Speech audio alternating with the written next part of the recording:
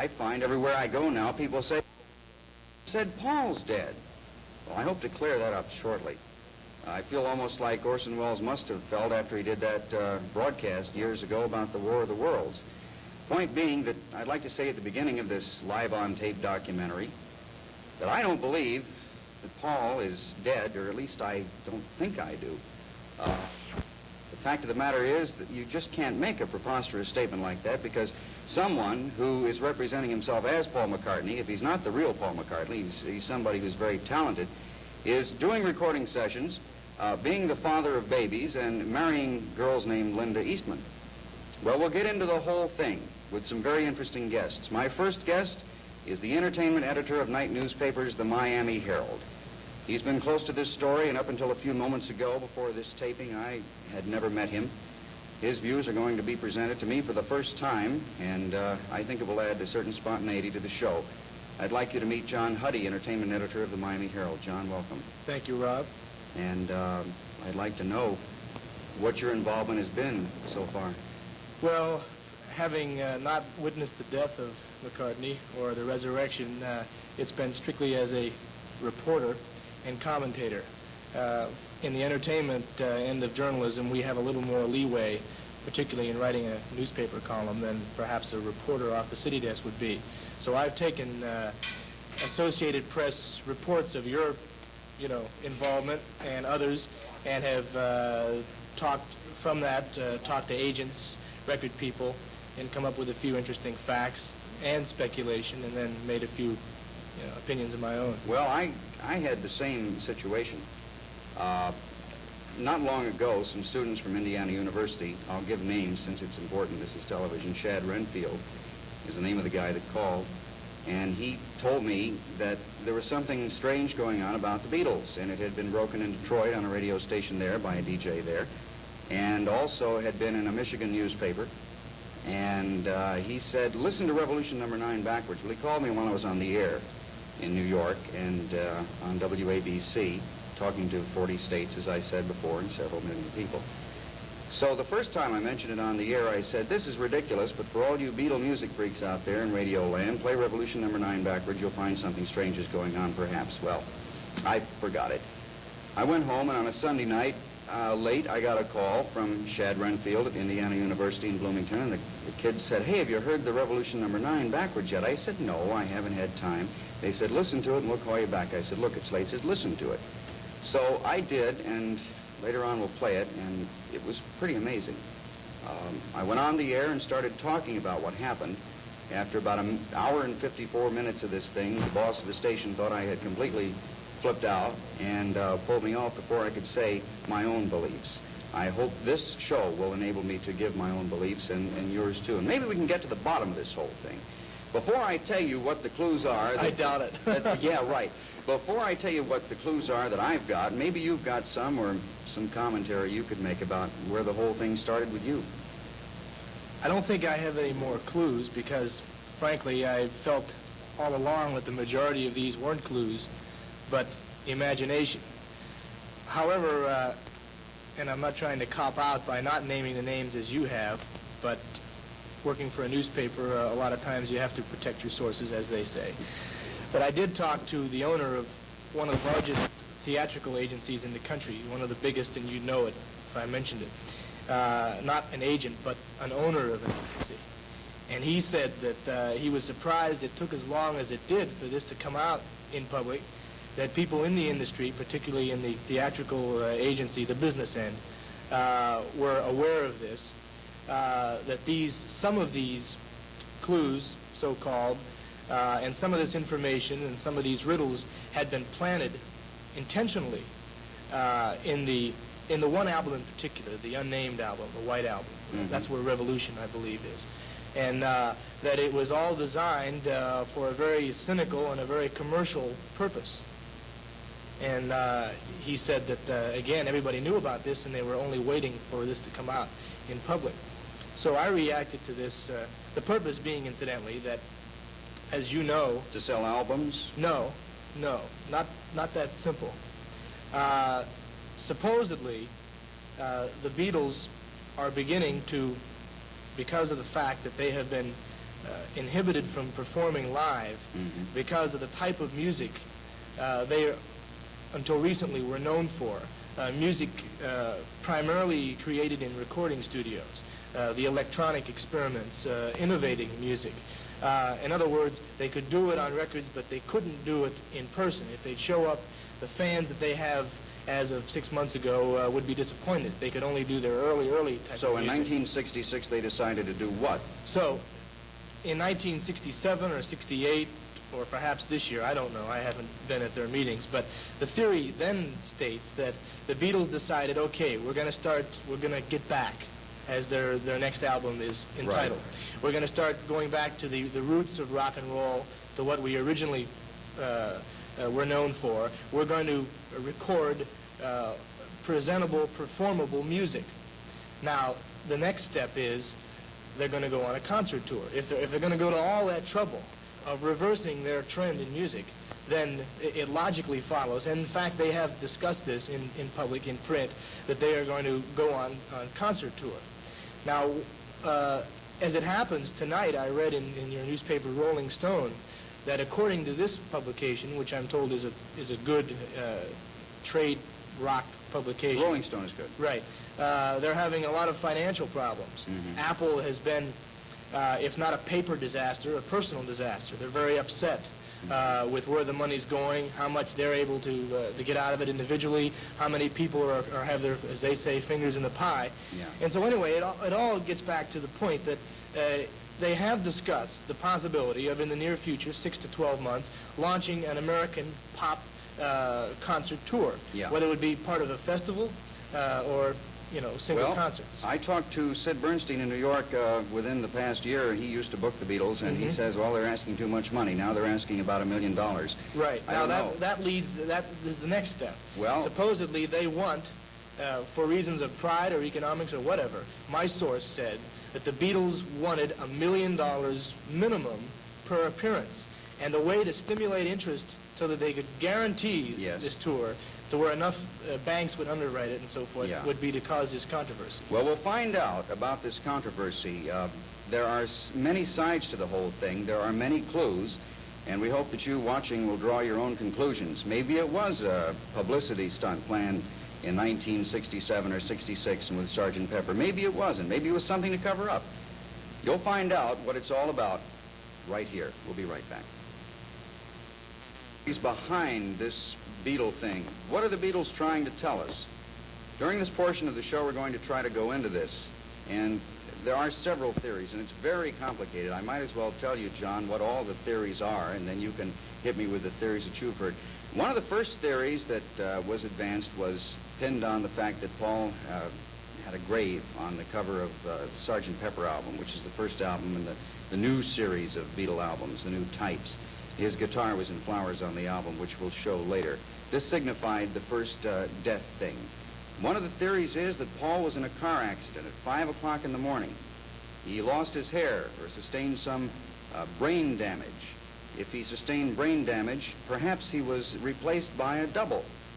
And, of course, there are audio tracks to bear this out. Or the burial scene on the front of the album is symbolic of something, symbolic of a total change in Paul. He had numerous hassles. He worked them out supposedly with John Lennon. Personal hassles, things that he wanted to, straighten out about his life. Let's explore, John Huddy, the feeling that many of the kids have, the most unusual and preposterous, I'll use the word again, theory that Paul was killed in a car accident. What do you think about that?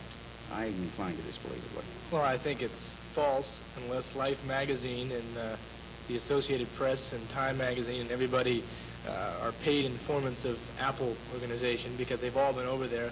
They've photographed him, and I can't see how any plastic surgery or any double could not merely represent the physical dimension of Paul, but also his creative talents, and I haven't noticed any great difference. I mean, the Beatles are the Beatles. They're making music today as they've ever done, and I can't envision anybody in the world duplicating their talents any more than they might duplicate Burt Bacharach or someone else. Someone of your fellow newspaper reporters said, if there is a double for Paul McCartney, he's great. Keep him, Right. So you get into a question of who's the double and, who's the real McCoy. But I don't think under at any point was there any evidence at all, under any circumstances, to indicate that he was dead. To indicate that Paul was dead. Any evidence to indicate? I do think that there is plenty of evidence to indicate that that one or all of the Beatles has a preoccupation with death. Based on, and this is not wild speculation, on the fact that they have been deeply involved with drugs and with religions, all of which eventually address the question of death and eternity. It's what a religion is all about, really, the aftermath of life. So I think that and their religious experiences are very well publicized. Well, in your copyrighted story, could you tell us what you wrote, what your feeling is? Sort of sum it up.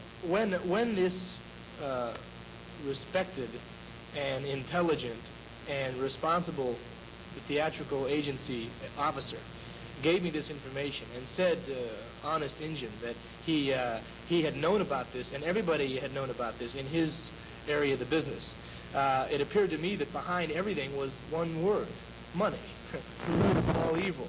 And that there was a strong possibility that this, for example, what appears in Revolution 9, all of this. Now, this isn't imagination. These things are being heard, and you know, nobody's inventing that. I said that if true, and if what the agent said, that this was planted so that they could stimulate interest in a concert tour, so that they could guarantee themselves $1 million per appearance, so that they could overcome their financial worries, which are publicized in the newspaper before us, then I said that I felt this was a cheap shot, and it wasn't becoming talent as great as the Beatles, and that they didn't need this sort of thing. I don't think they needed it in 1966 or whenever Sgt. Pepper came out. They were on top of the world. Right. Why should the Beatles start a crazy thing like this? Well, I argue that it started with that album. That's in question. You can interpret that album a million ways. I think where it started, and I think where there is hard evidence, is in the album that was released, I believe, in mid-1968. At about the same time that they were interviewed, and I believe their biography was out, where they discussed making another tour. I don't think it started. I think that revolution and those hidden grooves and those slow motion and fast speed recordings, I think then touched off symbol hunters. And how many times has a famous author said, I didn't know what I wrote meant that. Somebody claimed that it meant that, but it didn't. And the Beatles have always done this throughout their career. So I think that the albums before that time, for example, the album where the hand is over his head, to me that doesn't necessarily indicate death. Maybe in some far corner of the world, in some bizarre religion it might, but I can think of a lot of things that represents. And maybe he's being blessed. You know, maybe that means he's a saint. I mean, you can let your imagination go wild, and I'm sure that I could find 100 combinations of initials, spelling words backwards, 100 different ways of indicating death or any other concept. So I think that the only evidence around this subject is in the area of that one album. Well, there are a lot of clues. There is something going on. I would like to present them to you. You may hear them for the first time. Have you heard any of the audio clues? To tell you the truth, I haven't. I've only read about them. Well, I have them here, equalized, and we'll be getting into those. And you'll hear some of these things. Maybe by the time the show is over, you might change your ideas. Maybe I might. No, I acknowledge they exist. You know, I mean, that to me again is the basis of the theory that I've heard. Namely, that this is a very obvious reference, an allusion to death. It may be coincidence. It may be coincidence. Like, for instance, a few months ago, I was on the air. This is back in the spring, I think it was. And a couple of the secretaries from my radio station said that John Lennon's having lunch at, what do you call it, La Strada or something over on 54th Street, right down the street. He's there right now, so I called, and sure enough, he was there. Didn't get him to the phone. Well, it turns out he was having lunch with Alan Klein. Well, the restaurant, the Italian restaurant's right in the same building with me. I live in the same building with Alan Klein. I think someone else is using his apartment now. But Alan Klein manages the Beatles' money now. He may not have it for long. It's coincidence, maybe, that we're right there and we have the same building and the same telephone trunk lines. It also may be coincidence that last week during the Beatle controversy, when the thing flared up, my telephone was out of order. And 2 days ago, when the phone men finally found the trouble, it was in the basement of my building. Someone had tampered with my line. When a new thing flared up, several days later, the phone's out of order again. Maybe there's something more to it than coincidence. I'm inclined, as a former news writer like yourself, to just disbelieve everything and keep an open mind. But I have some clues to present to you and to everyone watching, and I think that there will be some conclusions drawn after this is over. So before you hear the clues, let's get straight. I believe that Paul is not dead, that there is a Paul McCartney, but that there's something going on. That's my position at the outset. Oh, I agree with you. There's something going on. And I'm saying that what's going on is, one, a reflection of their religious drug involvement, two, a commercial maneuver, or three, something I haven't mentioned, the sense of humor that's always been a part of the Beatles. It's a weird sense of humor. It really is. So it might be just a trick to laugh at us all, because certainly they've been annoyed as much as anyone could be annoyed by symbol hunters, reading things into their songs that they afterwards say, "Good heavens, I didn't mean that," So that's, I agree with you. Something is, I don't think it's all coincidence, no. Especially the album that we're going to play. From what I've heard, that can hardly be coincidence. Well, it might be.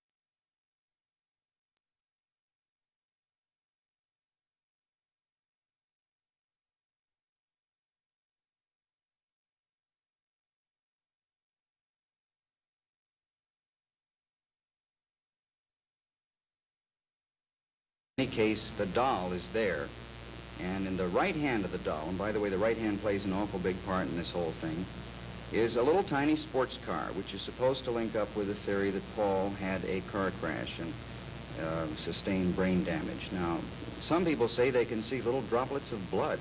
Can you get a real tight shot on that sports car? I guess that's as close as you can come.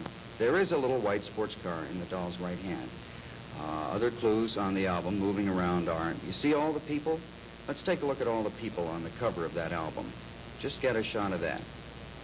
I was told that 1 out of 4 of those personages assembled is indeed dead. There's Tom Mix. He was killed in a car accident, wasn't he? To the left is Marlon Brando. He's a motorcycle man. Upper right over there is Bob Dylan. See if we can catch Bob Dylan. Bob Dylan had a motorcycle accident and went into hiding till his face healed. There's Fred Astaire. I can't figure the connection there because he's alive and well, but he was killed in a movie on the beach in a car crash. That's how he met his fate. And of the other people in the album, supposedly 1/4 of those folks have died by, what can I tell you? Now, this is the first appearance of the hand over Paul's head. There is someone holding a hand, a right hand, over the head of Paul McCartney. First we heard it was a mystical Eastern religion symbol for death, and then we heard it was an Indian symbol for death. It may be one or the other or both, I don't know. We didn't pay too much attention to that until we found the right hand appearing over his head in other albums. Now, by the Ellen Beatles, there's a football trophy. That football trophy, which let's see if I can point to that. Supposedly, Paul was interested in football. He was the only one. Of course, the football trophy, if that is a football trophy, is there on the grave. Where is Edgar Allan Poe? Is that a bust of Edgar Allan Poe? Where is it? Edgar Allan Poe is up here, I think. Yeah, well, he's mentioned repeatedly, and of course he was sort of hung up on death, the master of the macabre. Who else is there? Let's see. I really don't know what to tell you about this whole thing. This alone certainly didn't convince me. There are more clues there, I have heard. Let's open up the album on the inside, if we can, and see the OPD, amongst other things. Now, OPD is, if you will zero in on that badge on Paul McCartney's left arm, OPD supposedly means officially pronounced dead, sort of like RIP and things like that in Britain. Well, I don't know about that, but I quote now from Life magazine's recent issue, in which he devoted a lot of space to the Beatles. He says, Paul does, "I want to live in peace." He says, "It is all bloody stupid. I picked up that OPD badge in Canada. It was a police badge. Perhaps it means Ontario Police Department or something. OPD. I can't even see the D in that." Well, Paul says he got that badge, or the person who supposedly wrote this thing for Life magazine says he got that badge in Ontario. Now I quote from the National Observer.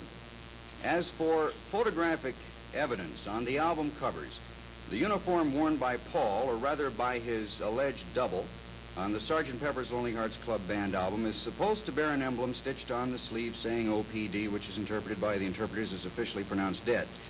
The National Observer says, but the photographer who took the picture reports that the uniforms were rented from a costume shop, put on hastily by the group as they got them, and taken off right after the picture, which means that the statement that the National Observer makes, quoting the photographer, and the statement that Paul McCartney, or that Apple issued for Paul McCartney, those two statements don't agree.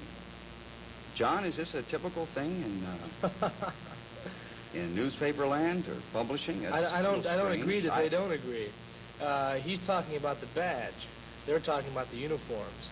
That badge could have been sewn on the uniforms, or it might, I don't know if we can see or not, it might be a type of arm, you know, like shore patrol sort of, or military police. Yeah, right. You know. So I'm not convinced that they don't agree. But, you know, that OPD, those three initials, to me, is a good example of letting your imagination run wild. In the first place, no one has documented the fact that in England, OPD does mean officially pronounced dead. Right. They might use the phrase DO, you know, dead on arrival. Mm-hmm. They might use quite a few phrases. So that hasn't been verified at all. Secondly, assume, for example, I was on another tangent, on another course. Maybe I wanted to prove that they were all drug addicts. Maybe I'd say that means on pills and drugs, OPD. I could, if I had 10 other ideas that I wanted to hang on these guys, I could probably, through, you know, semantics, come up with any other combinations that OPD would fit into my theory. I see. Well, notice also that if he was wearing either the uniform on the right, which is an orangish, reddish color, or the uniform on the left, sort of a pinkish, reddish color. The one that Ringo is wearing. Right. Then people would say blood. You know, indicates blood, death. I see. Blue in no religion that I know of indicates death. Well, it's there. I was sort of, that was one of the first clues that people told me, OPD. I don't know if I believe that, but I think it is singularly strange that Paul McCartney should be quoted in Life magazine saying that he got the badge in Ontario and did in fact sew it on, and the photographer who took the session told the National Observer that they didn't have time to do anything like that. That's a little weird. Okay, let's turn the album over and look at the back. Now, the back clues, if we can hold that, well, that's fine. The back clues of this album, it's very obvious. Paul McCartney is turned around. Now, we're zeroing in on Paul McCartney.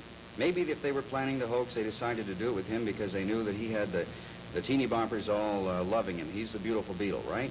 Now, notice how tall he is there? He's a bit taller than the others. But he's in the foreground, too. So. Maybe he's in the foreground, maybe you can't tell with photography. Some of the Well, he theories has were... to be, because he's blocking out the other two members. So he has to be in the foreground. Well, someone said that was his double there, or maybe that's the real Paul. But whoever he is, he's taller, and in later pictures, he is the same height or shorter.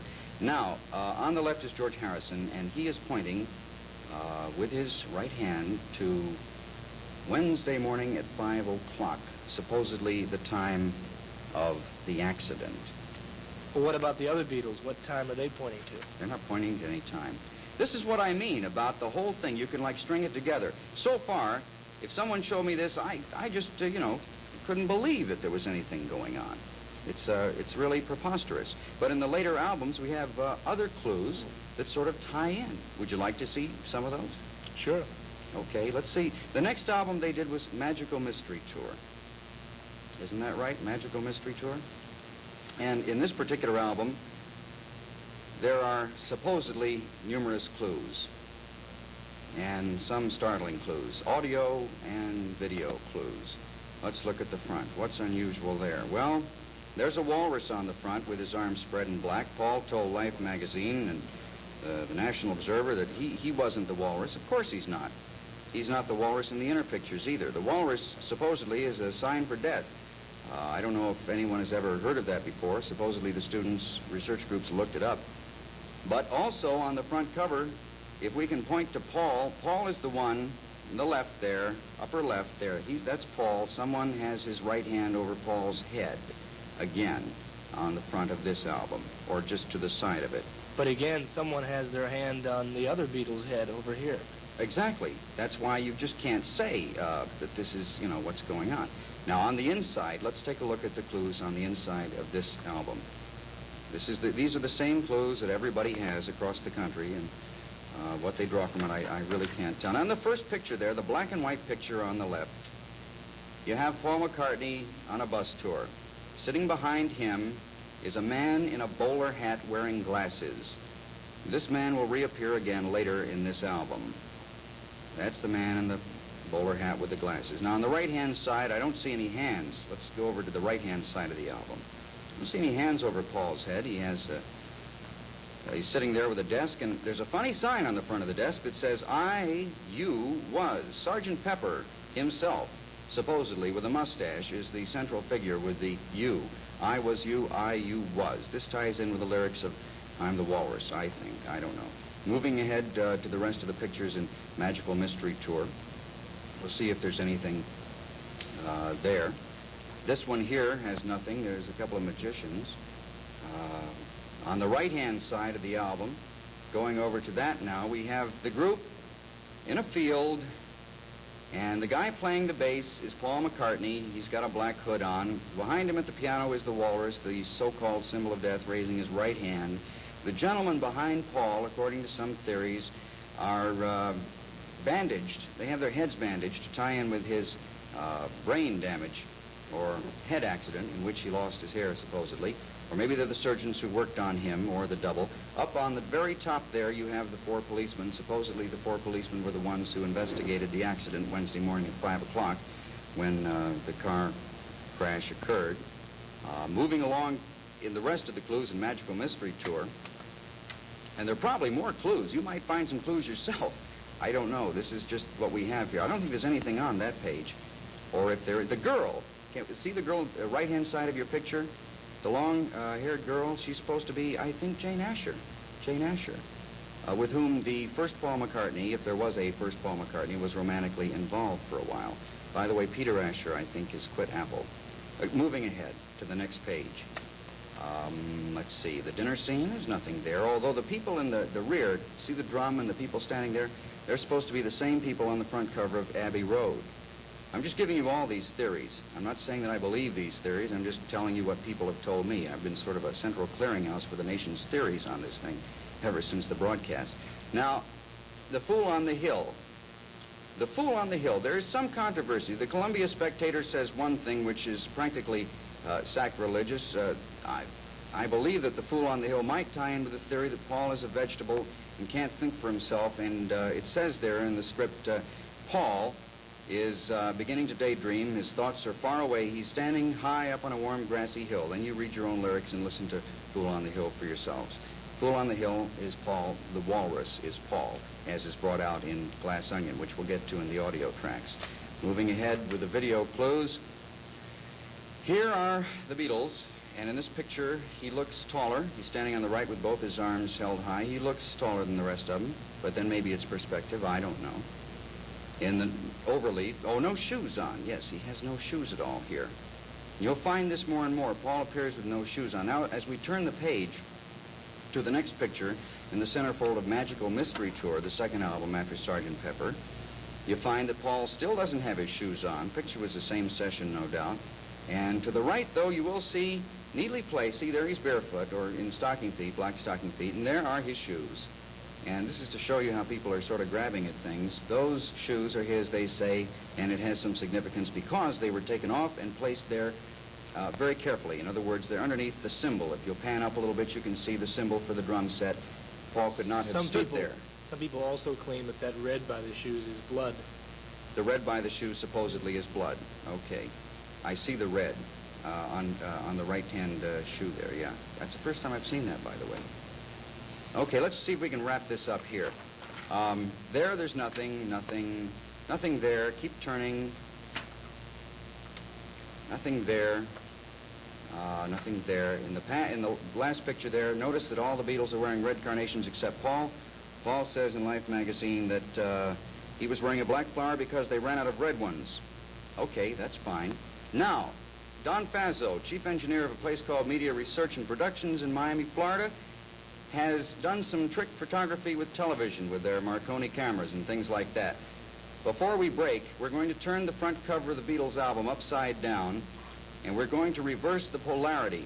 And supposedly you see a number, and this is the number you call to get whisked away to the magical Beatle land, Pepperland. Maybe if you call this number, you disappear Tuesday at noon. I don't know. Let's see if we can do that now. This is something which has never been seen before. No one has advanced this theory. Those funny colors around the Beatles, the way it's spelled out there, they look to me like something part of a color blindness test. I can't be sure, but now we are supposed to see a number. Now, I can't tell what the number is. If anyone here in the studio can tell what the number is. 5, can you see a 5? I do see a 537. What else? 537. You see a 3, 8? I see a 3 and an 8, and I do see a 5 and a 3 and a 7 if we put this special camera on it. I don't know if that's equivalent to ultraviolet or not. Does anyone have the complete number? Or a complete number? That's it. So maybe there are numbers Wouldn't it be funny if they were Russian agents and this was an elaborate way of, passing information back and Right. forth? You never know. We'll be right back after this. To how young disc jockey Roby Young was pulled off the air for talking about Paul McCartney being dead. I should have said this before. I don't think I ever said he was dead, and I don't believe it now, but I will say this. I was leaving that network anyhow. And I really don't think I would have said what I did and violated the format unless I had the other enterprise lined up that I'm going to. But the point is, there is something strange going on. We don't know yet what it is. We're trying to draw some conclusions. Here are the Beatles, all of them.